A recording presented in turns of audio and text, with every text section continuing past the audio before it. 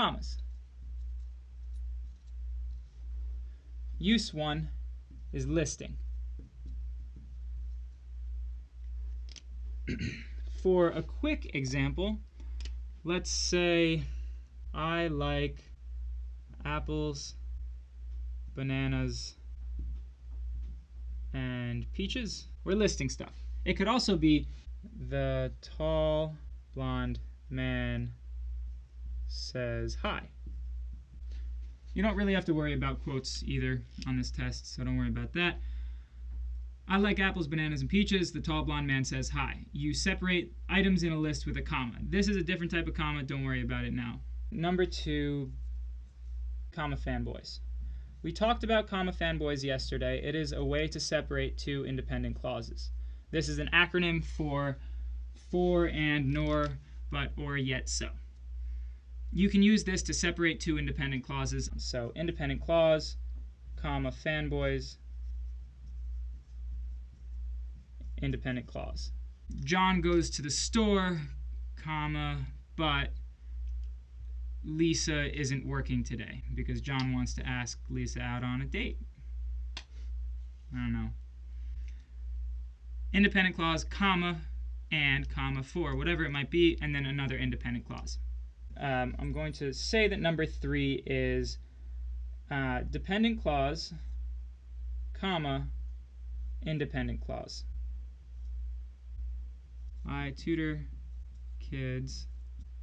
And we're going to say when I tutor kids.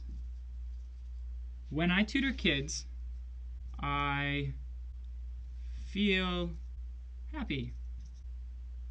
When I tutor kids, I feel happy.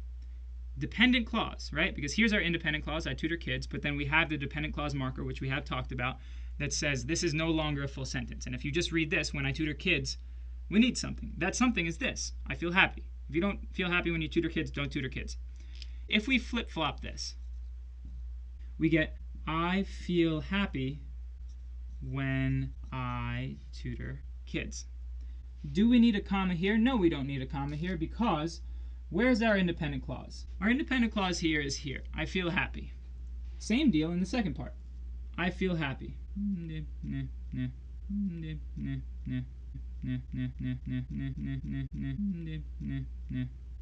Whatever. Boom. I feel happy is our independent clause, and then we have this dependent clause after it, in this case, when I tutor kids. Here we have it in front. Just when we speak, when I tutor kids, I feel happy. I paused there. It wasn't a long pause, but I paused, and I changed my inflection. Whereas in this one, I say, I feel happy when I tutor kids. There is no pause there.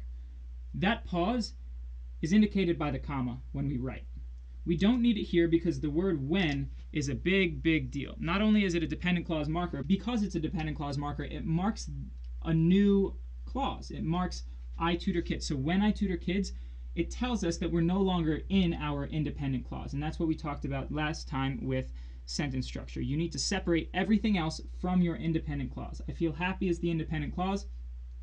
It's here, so in front of it we need a comma to separate the when I tutor kids. But the word when it's between these two clauses, separates them adequately enough where we don't need a comma. So let's say, while I run, I listen to music. You don't do that. That's true. That's also a lie. Today is full of lies. I don't listen to music because you shouldn't listen to music while you run because running should make you happy by itself. But it doesn't. What? Shh! Don't tell them that. They don't know. While I run, I listen to music. Here is our dependent clause. I don't know how well that's visible. Here's our independent clause. While I run, I listen to music. While I run, I listen to music. I listen to music while I run doesn't need the comma. Number 4. Non-essential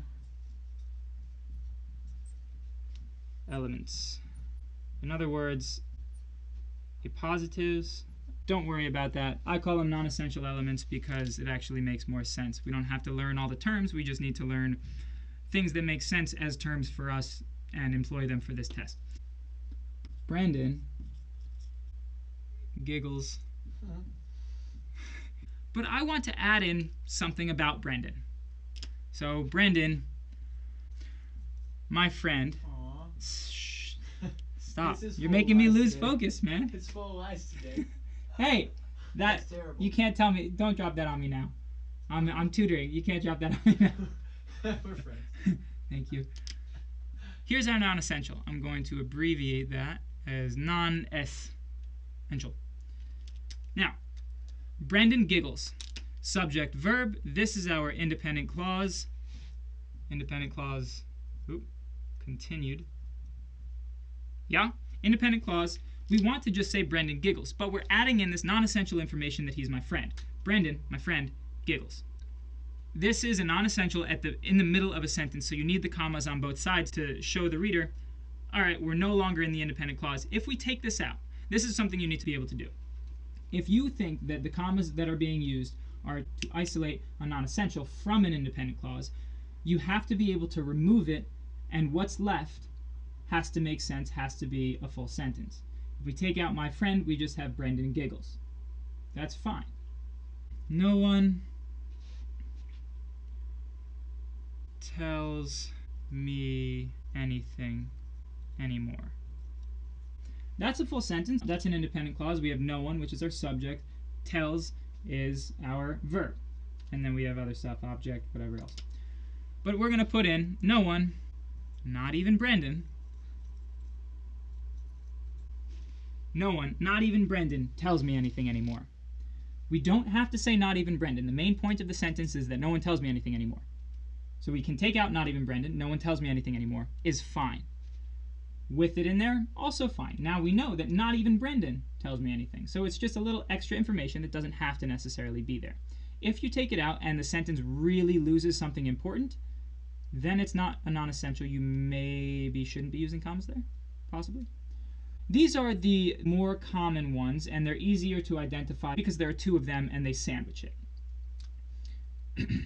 I was talking to somebody yesterday, and this was a German woman who was talking to me in English, and I have an older brother and a younger sister, and she called me a sandwich kid. Instead of a middle child, she called me a sandwich kid, which I thought was hilarious and totally irrelevant to this lesson. I love my new car. Oh, yeah. A Porsche. I love my new car. A Porsche. This non-essential is at the end of the sentence. We don't need the extra comma because the sentence ends. The commas are offsetting it from the rest of the independent clause. So our independent clause is at the beginning. If we take off a Porsche, that's fine, right? We still have I love my new car. That can be a full sentence. Now we have a Porsche. We only need the one comma. This is why non-essentials are so hard, because if they're in the middle, we get the two commas, we know non-essential immediately. But if it's at the end, there's only one, so it's hard to recognize.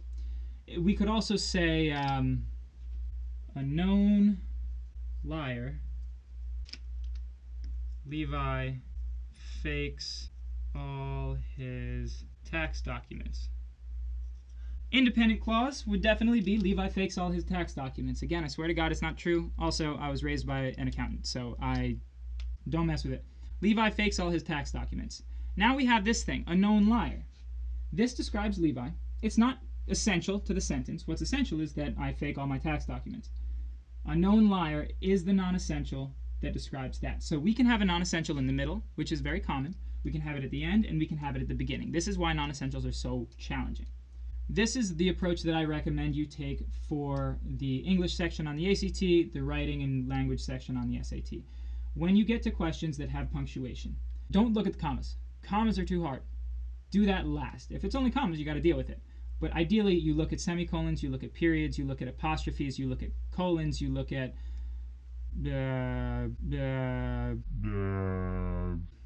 dashes.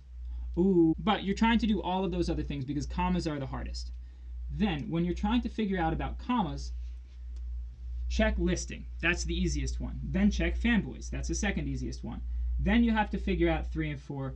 DCIC is okay. You can generally figure that out. And then non-essentials, check that too. It's hard to know if you have to use a comma because they're used so much. If you break it down into these 4 major uses, then you have a much better shot at knowing whether or not you should have it. Another thing, what I would say is if you get through the first 3 and it's not one of those things, then assume it's a non-essential.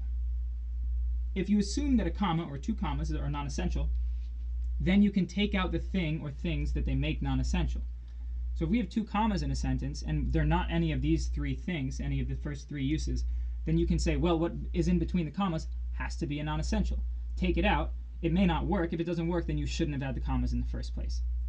If you have a single comma and none of those work, then it's saying essentially that you have to have a non-essential that's at the end of a sentence or at the beginning of a sentence. Therefore, if you have one comma, it's none of these things, you look at your sentence and you say, all right, can I take away this entire part of the sentence and be left with a full sentence and it makes sense and I haven't lost any information, and vice versa? If you can do that, then it's okay. Then it's probably the correct use of a non-essential comma. Hello, thank you for watching. We hope you learned something. For more tutoring or to have any of your SAT and ACT questions answered, check us out on Twitch.